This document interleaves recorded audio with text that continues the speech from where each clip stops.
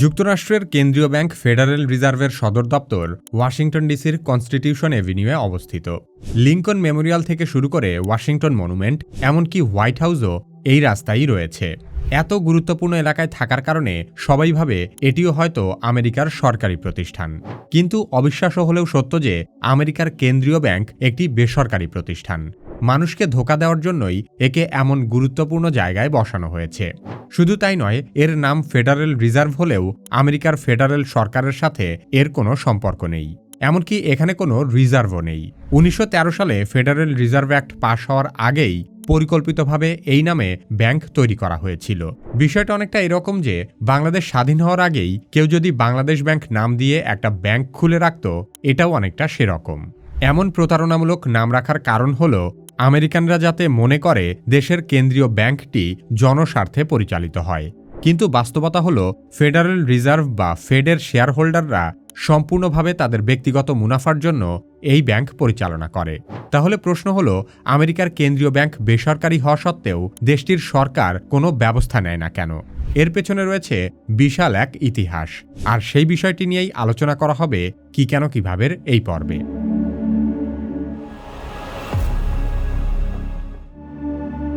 Federal reserve bank বাস্তবে federal সরকারের অংশ না হওয়া সত্ত্বেও এটি যুক্তরাষ্ট্রের ফেডারেল সরকারের চেয়েও অনেক বেশি ক্ষমতাবান। এই ব্যাংক মার্কিন প্রেসিডেন্ট, কংগ্রেস, এমনকি আদালতের চেয়েও শক্তিশালী। কারণ ফেড হল যুক্তরাষ্ট্র সরকারের সবচেয়ে বড় ঋণদাতা। বাইবেলের একটি প্রবাদে বলা হয়েছে, ঋণগ্রহীতা ঋণদাতার দাস। সে হিসেবে মার্কিন সরকার হল ফেডারেল রিজার্ভের দাস।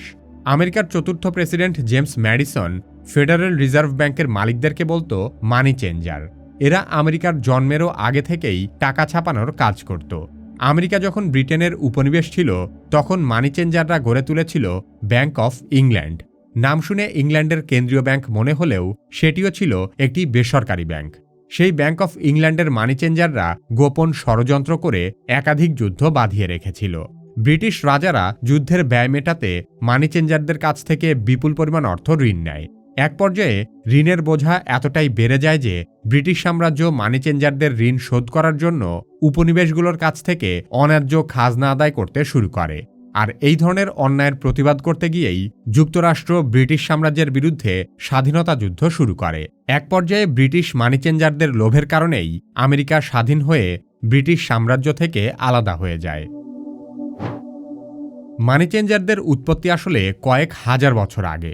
অতীতে জেরুজালেমে ইহুদিরা আধা শ্যাকেল নামে বিশেষ এক ধরনের কয়েনের মাধ্যমে মন্দিরের খাজনা দিত। কয়েনগুলো ছিল আধা আউন্স বিশুদ্ধ রূপার মুদ্রা, কিন্তু মুদ্রাগুলো সহজলভ্য ছিল না। তখনকার মানি চেঞ্জাররা সেই মুদ্রার বাজার পুরোপুরি নিজেদের নিয়ন্ত্রণে রেখেছিল।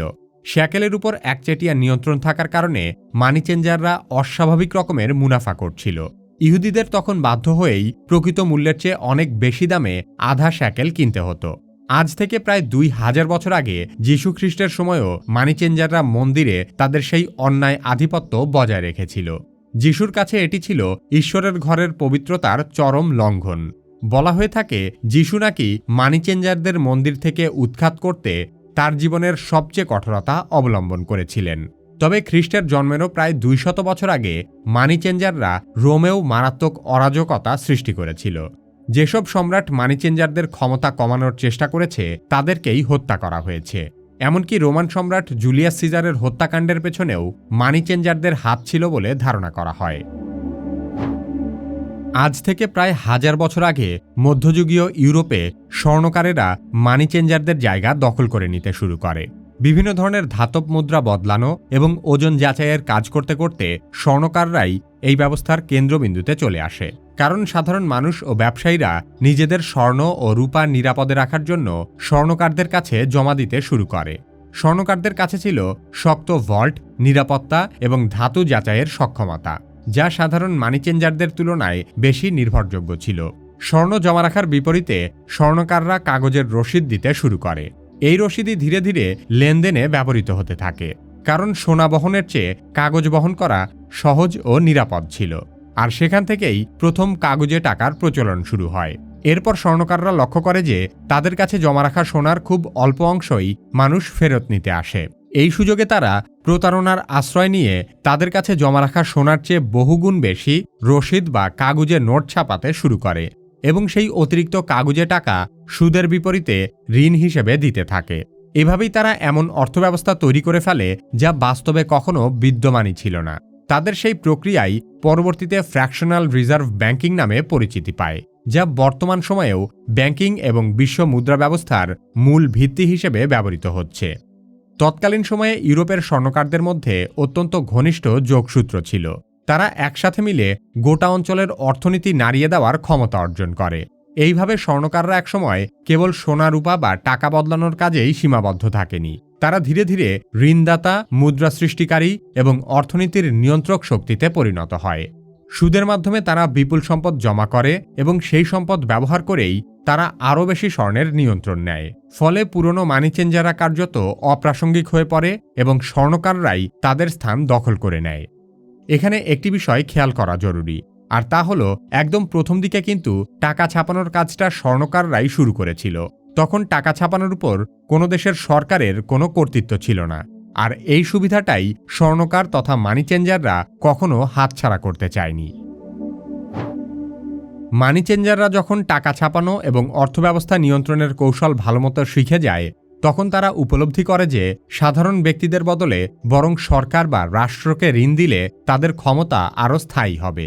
তখনই তারা যুদ্ধ, সংকট এবং সরকারি ব্যয়ের জন্য সরকারকে ঋণের উপর নির্ভরশীল করতে শুরু করে। এভাবেই সরকারি ব্যাংকের ছদ্মবেশে ব্যাংক অফ ইংল্যান্ডের যাত্রা শুরু হয়েছিল। সেই ব্যক্তি মালিকানাধীন কেন্দ্রীয় ব্যাংক তখন সরকারকে উচ্চ সুদে ঋণ দিত। এরপর বলতো, এই টাকা সরকারের পরিশোধ করার কোনো দরকার নেই, সরকার শুধু জনগণের কাছ থেকে কর আদায় করে তাদেরকে একটু একটু করে করের টাকা পরিশোধ করলেই হবে। এভাবে মানি চেঞ্জাররা সুদের বিনিময়ে জনগণের করের টাকার উপর আধিপত্য প্রতিষ্ঠা করে। এই মডেলই পরবর্তীতে আমেরিকায় আমদানি করা হয়। তবে প্রথম দিকে আমেরিকায় মানি চেঞ্জারদের ষড়যন্ত্র বাস্তবায়ন করতে কিছুটা সময় লাগে। তারা একের পর এক bank of north America, first bank of the United states, second bank of the United states নামে এরকম 3টি ব্যাংক প্রতিষ্ঠা করে। 3টি প্রচেষ্টাই শেষ পর্যন্ত জনবিরোধিতা এবং রাজনৈতিক প্রতিরোধের মুখে ভেঙে পড়ে। বিশেষ করে যুক্তরাষ্ট্রের 7ম প্রেসিডেন্ট অ্যান্ড্রু জ্যাকসন তখনকার কেন্দ্রীয় ব্যাংক সমূলে ধ্বংস করে দিয়েছিল। কিন্তু গুরুত্বপূর্ণ বিষয় হল, কেন্দ্রীয় ব্যাংক ধ্বংস হলেও ফ্র্যাকশনাল রিজার্ভ ব্যাংকিং সিস্টেম টিকে যায়। ফলে মানি চেঞ্জারদের প্রকৃত অস্ত্র তখনও অক্ষতই থাকে। সরাসরি একটি বেসরকারি কেন্দ্রীয় ব্যাংক প্রতিষ্ঠা করতে না পেরে মানি চেঞ্জাররা তাদের কৌশল বদলাতে থাকে। যেহেতু তখনও পর্যন্ত ফ্র্যাকশনাল রিজার্ভ ব্যাংকিং সিস্টেমের মাধ্যমে বাজারের অধিকাংশ টাকা তাদের হাতেই ছিল, তাই তারা ইচ্ছা করে বারবার আর্থিক সংকট তৈরি করতে থাকে। বিশেষ করে 1907 সালে তারা মুদ্রা ব্যবস্থায় বিশাল ধস নামিয়ে দেয়। এরপর তারা বহু রাজনীতিবিদদেরকে ঘুষ দিয়ে বলাতে থাকে যে আর্থিক খাতের এই অরাজকতা ঠেকাতে হলে একটি কেন্দ্রীয় ব্যাংক খুবই দরকার। 1910 সালে জর্জিয়ার জেকিল আইল্যান্ডে তৎকালীন সময়ের বড় বড় ব্যাংকার এবং রাজনীতিবিদরা মিলে একটি গোপন বৈঠক করে। সেখানেই তারা একটি নতুন কেন্দ্রীয় ব্যাংকের কাঠামো তৈরি করে। সেই গোপন বৈঠকে সিদ্ধান্ত হয় যে তাদের কেন্দ্রীয় ব্যাংকের নাম হতে হবে এমন, যাতে নাম শুনেই সবাই মনে করে এটি একটি সরকারি ব্যাংক। কিন্তু কেন্দ্রীয় ব্যাংকের মালিকানা ও নিয়ন্ত্রণ থাকবে তাদের মালিকানাধীন একাধিক বেসরকারি ব্যাংকের হাতে। আর সেখান থেকেই আমেরিকার বর্তমান কেন্দ্রীয় ব্যাংক ফেডারেল রিজার্ভের চূড়ান্ত নকশা করা হয়। জেকিল আইল্যান্ডের সেই ষড়যন্ত্রের অংশ হিসেবেই 1913 সালে যুক্তরাষ্ট্রে আয়কর আইন পাশ করা হয়, যাতে কেন্দ্রীয় ব্যাংক তাদের সুদের টাকা সরাসরি জনগণের কাছ থেকে আদায় করার ক্ষমতা লাভ করে। এরপর তারা ক্রিসমাসের ছুটির ঠিক আগ মুহূর্তে মার্কিন কংগ্রেসে খুব কম সদস্যের উপস্থিতিতে ফেডারেল রিজার্ভ অ্যাক্ট পাশ করিয়ে নেয়। এই আইনের দ্বারা যুক্তরাষ্ট্রে এমন এক কেন্দ্রীয় ব্যাংক তৈরি হয় যা শুধুমাত্র নামে মাত্রই ফেডারেল, কিন্তু বাস্তবে এটি সম্পূর্ণ ব্যক্তি মালিকানাধীন ব্যাংকিং নেটওয়ার্ক। তখন থেকেই মার্কিন সরকারের টাকা তৈরি করার ক্ষমতা কেড়ে নিয়ে ফেডারেল রিজার্ভের মাধ্যমে সম্পূর্ণ ঋণ নির্ভর মুদ্রা ব্যবস্থা চাপিয়ে দেওয়া হয়। ফেডারেল রিজার্ভ গঠনের মাধ্যমে কংগ্রেস এবং মার্কিন সরকার উভয়েই ফেডের উপর নির্ভরশীল হয়ে পড়ে। যে প্রতিষ্ঠানের কাছ থেকে তারা নিয়মিত ঋণ নিতে শুরু করে, সেই প্রতিষ্ঠান ভেঙে ফেলা বাস্তবে রাজনৈতিকভাবে অত্যন্ত কঠিন পদক্ষেপ। তাছাড়া ফেডারেল রিজার্ভ অ্যাক্টের ঠিক আগেই তারা আয়কর বৈধ করে নিয়েছিল, যার ফলে ফেড যে ঋণ সৃষ্টি করে তার সুদের টাকা জনগণের কর থেকে তারা পরিশোধ করে নিচ্ছিল। এই কাঠামো একবার দাঁড়িয়ে যাওয়ার পর ফেডারেল রিজার্ভ ভেঙে দিলে পুরো কর ব্যবস্থা, বাজেট কাঠামো এবং সরকারি অর্থায়ন অত্যন্ত ঝুঁকির মুখে পড়ত। তখনকার মার্কিন পার্লামেন্ট নতুন করে কোনো অর্থনৈতিক বা রাজনৈতিক চ্যালেঞ্জও নিতে চায়নি। তাছাড়া মানি চেঞ্জারদের কাছে ছিল অঢেল টাকার পাহাড়। যারাই তাদের বিরোধিতা করেছে তাদেরকেই বিপুল টাকা দিয়ে কিনে নেওয়া হয়েছে। টাকা দিয়ে কাজ না হলে তাদের সোজা হত্যা করা হয়েছে।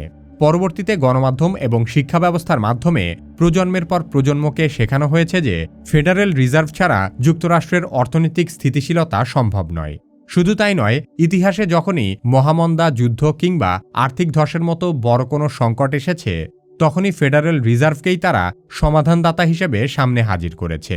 ফলে যুক্তরাষ্ট্রের আর্থিক সংকটের সময় কংগ্রেস বরাবরই ফেডের ক্ষমতা কমানোর বদলে উল্টো আরও বাড়িয়েছে। এভাবে কয়েক প্রজন্ম চলে যাবার পর পুরো ফেডারেল রিজার্ভ সিস্টেম এতটাই জটিল হয়ে উঠেছে যে বর্তমানে কংগ্রেস সদস্যরা ব্যবস্থাটি পুরোপুরি বোঝেনি না, অথবা বুঝলেও ব্যাংকিং স্বার্থ, মার্কিন অর্থনৈতিক আধিপত্য এবং রাজনৈতিক চাপের কারণে তারা মুখ খোলে না। তাছাড়া ততদিনে ফেডারেল রিজার্ভের মানি চেঞ্জাররা IMF এবং বিশ্বব্যাংকের মাধ্যমেও সমগ্র বিশ্বের অর্থনীতিকেই নিজেদের কবজায় নিয়ে আসতে সক্ষম হয়। বর্তমানে বিশ্ব বাণিজ্যের 90% যেহেতু মার্কিন ডলারে হয়ে থাকে, তাই এই ফেডারেল রিজার্ভকে ভেঙে দিলে পৃথিবীর সকল দেশই একযোগে দেউলিয়া হয়ে যাবে। ফেডারেল রিজার্ভ ব্যবস্থা যেহেতু গড়েই উঠেছে মার্কিন সরকারকে ঋণ দেওয়ার মাধ্যমে, সে কারণে বর্তমানে আমেরিকাই বিশ্বের সবচেয়ে বড় ঋণগ্রস্ত দেশ। 2025 সালে মার্কিন ফেডারেল সরকারের মোট জাতীয় ঋণ প্রায় $38 ট্রিলিয়ন। এই পরিমাণ ঋণ শুধু যুক্তরাষ্ট্রের ইতিহাসেই নয়, বরং বিশ্ব অর্থনীতির ইতিহাসেও নজিরবিহীন। আমেরিকা এতটা ঋণগ্রস্ত দেশ হওয়া সত্ত্বেও আমেরিকা কিভাবে বিশ্বের সবচেয়ে শক্তিশালী অর্থনীতির দেশ হিসেবে টিকে আছে সে সম্পর্কে বিস্তারিত জানতে চাইলে কিভাবে এই ভিডিওটি দেখতে পারেন। বর্তমান সময়ে AI না শিখলে আপনি নিশ্চিতভাবেই পিছিয়ে পড়বেন। যারা নিজে নিজে AI এর ব্যবহার শুরু করতে ভয় পাচ্ছেন, তারা কিভাবে একাডেমির AI দক্ষতা কোর্সে ভর্তি হতে পারেন। ভিডিও ডেসক্রিপশন ও পিন কমেন্টে কোর্সের লিংক দেওয়া আছে।